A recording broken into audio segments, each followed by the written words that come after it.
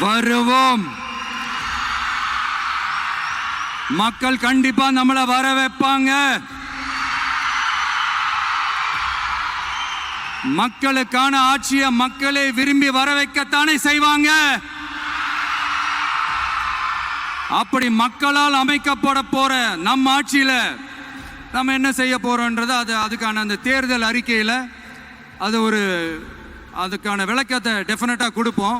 But அதுக்கு முன்னாடி ஒரு சின்னதா லைட்டா நான் கொஞ்சம் அதை சொல்லணும்னு ஆசைப்படுறேன். எல்லாருக்கும் நிரந்தரமான வீடு இருக்கணும்.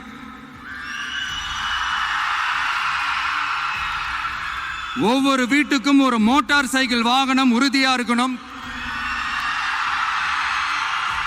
காரும் தான் லட்சியம். அதுக்கான வசதி வாய்ப்பை உருவாக்குற அளவுக்கு பொருளாதார வளர்ச்சிக்கு வழியை உண்டாக்கணும். ஒவ்வொரு வீட்டில் இருக்கிற ஒவ்வொருத்தரும் மினிமம் டிகிரி படிச்சிருக்கணும்.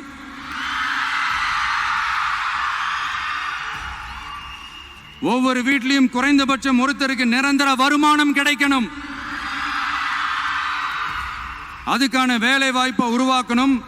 அதுக்கு தகுந்த மாதிரி கல்வியில பாடத்திட்டத்தில் சீர்திருத்தம் செய்யணும். ഗവൺമെന്റ് ഹോസ്പിറ്റൽസ് നജ്മ വിവരങ്ങൾ നൽകാനായി ചേരുന്നുണ്ട്. നജ്മ, കരൂർ ദുരന്തത്തിന് ശേഷം ആദ്യമായി വിജയ് ഒരു പൊതുവേദിയിൽ പ്രത്യക്ഷപ്പെടുകയാണ്. ഇത് എവിടെയാണ് ഈ പരിപാടി നടക്കുന്നത്? എന്തൊക്കെ കാര്യങ്ങൾ അദ്ദേഹം പറയുന്നുണ്ട് ഈ ഒരു പരിപാടിയിൽ? കരൂർ ദുരന്തത്തെക്കുറിച്ച് പരാമർശിക്കുകയോ മറ്റോ ഉണ്ടായോ?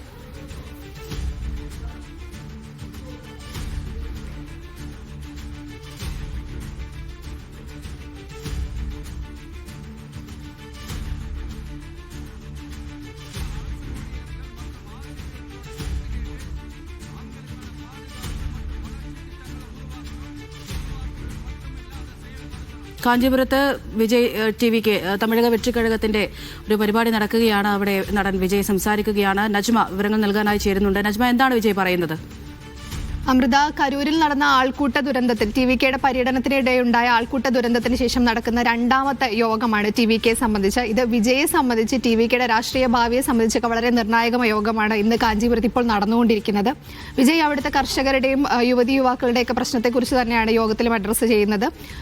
ടിവികെയുടെ പരിപാടിക്ക് ഇടയുണ്ടായ ദുരന്തത്തിൽ ഉയർന്നു വന്ന വിമർശനങ്ങളെക്കുറിച്ചൊക്കെ അദ്ദേഹം അവിടെ അഡ്രസ്സ് ചെയ്യുകയുണ്ടായി. മറ്റൊന്ന്, ഇതിൽ 2000-ഓളം ആളുകളാണ് പരിപാടിയിൽ യോഗത്തിൽ പങ്കെടുത്തുകൊണ്ടിരിക്കുന്നത്. അതും തിരഞ്ഞെടുക്കപ്പെട്ട 2000 ആളുകൾ മാത്രമാണ്. കാഞ്ചീപുരത്ത് 35 ഗ്രാമങ്ങളിൽ നിന്നും തിരഞ്ഞെടുക്കപ്പെട്ട 2000 പേർ. അതിൽ പ്രധാനമായും കർഷകരും വിദ്യാർത്ഥികളും യുവതി യുവാക്കളുമാണുള്ളത്. കർഷകരെ സംബന്ധിച്ച് അവരുടെ പ്രശ്നങ്ങൾ, വിദ്യാർത്ഥികളെ സംബന്ധിച്ച് അവരുടെ പ്രശ്നങ്ങളൊക്കെ തന്നെയാണ് യോഗത്തിൽ വിജയ് സംസാരിക്കുന്നത്.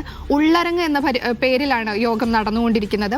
നേരത്തെ തന്നെ പങ്കെടുക്കാനുള്ളവർക്ക് പാസ് നൽകിയിരുന്നു, ഒരു QR കോഡ് നൽകിയിരുന്നു. അത് സ്കാൻ ചെയ്ത് മാത്രമാണ് പ്രവേശനം അനുവദിച്ചത്. കാഞ്ചീപുരത്ത് ഒരു സ്വകാര്യ എഞ്ചിനീയറിംഗ് കോളേജാണ് ഇന്ന് പരിപാടിക്ക് വേദിയാകുന്നത്.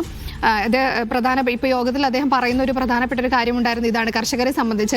കാഞ്ചീപുരത്തെ കർഷകർ എന്ന് പറയുന്നത് നമുക്ക് എല്ലാവർക്കും അറിയുന്നത് പോലെ തന്നെ കാഞ്ചീപുരത്തെ പട്ട് വ്യവസായികൾ അല്ലെങ്കിൽ അതിൽ നെയ്തെടുക്കുന്ന തൊഴിലാളികൾ തന്നെയാണ്. അപ്പോൾ അത് ലോകത്തെമ്പാടും എല്ലാവർക്കും അത്രയും പ്രചാരത്തിലുള്ള ഈ കാഞ്ചീപുരം പട്ടിന്റെ തൊഴിലാളികൾക്ക് വളരെ തുച്ഛമായ കൂലിയാണ് ലഭിക്കുന്നത് പോലെയുള്ള വളരെ പ്രധാനപ്പെട്ട, കർഷകരെ സംബന്ധിച്ച് വളരെ പ്രധാനപ്പെട്ട കാര്യങ്ങളാണ് അദ്ദേഹം യോഗത്തിൽ അഡ്രസ്സ് ചെയ്യുന്നത്. അമൃത.